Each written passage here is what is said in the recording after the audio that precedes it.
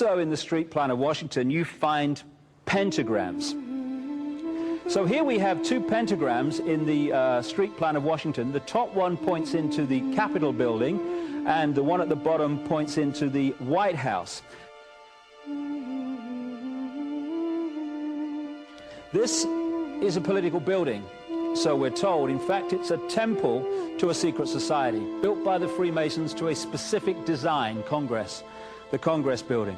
Where did it get its name from? Capitol Hill, from a sacred place of the Roman Brotherhood going way back called Capitoline Hill. And when Madeleine Albright, high priestess of this brotherhood, became Secretary of State, and she went across on her first overseas visit to Europe, she actually went to Rome and made an official visit, what for her would have been a pilgrimage to Capitoline Hill in Rome, and that's where we get Capitol Hill from. This is George Washington.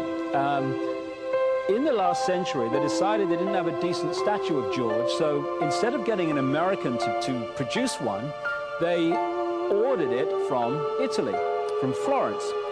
And when it arrived on the dockside, people were staggered, because here was George, the first president of the United States, depicted naked from the waist up with this cloth over his Bill Clinton's, and then pointing up one arm, pointing down the other. What's going on? Unless you realize where these people are coming from, it's inexplicable. Well, if you just hold that in your mind, arm up, arm down, naked from the waist up, and then Bill Clinton's covered in a piece of cloth, well, this is where it's coming from. This is the ancient depiction of the compilation of the negative force symbol that the Templars worshipped, or the high-level Templars worshipped anyway, called Baphomet. And this is why that they depicted George Washington in that way.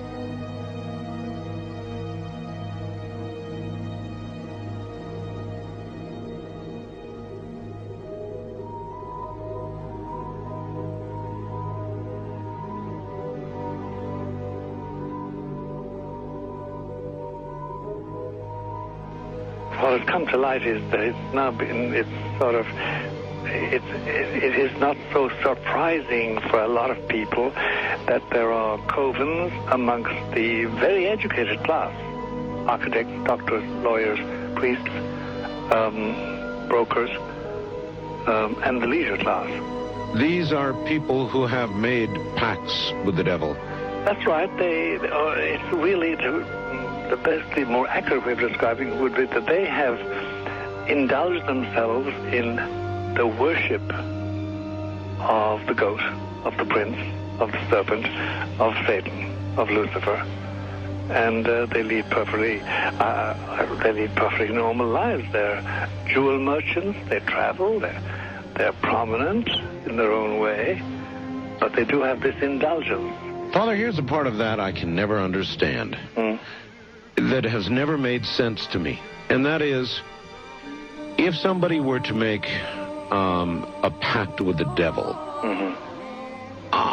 then obviously the implication is if the devil is there to make a pact with them, to make a deal, to make their life, this short mortal life on earth, pleasurable, with money or women or travel, or more interesting, whatever it is they want.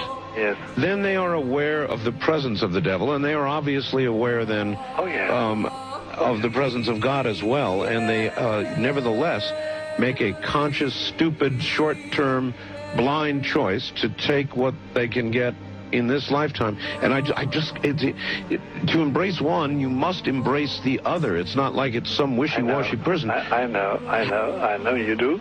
It is a very not easy to understand, except when you talk with them, when they let their hair down and peel grapes, as we say, and when they're on their way to being cured of what or healed is the proper word.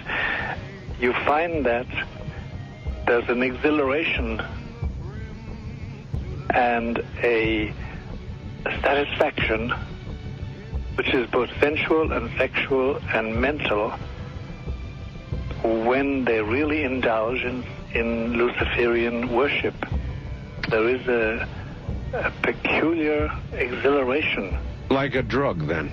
Yes, it's a peculiar exhilaration. And of course, the godly instincts in us all, the angelic in us all, because we all have something angelic and something godly, besides everything else, a lot of other negative things, that is quenched.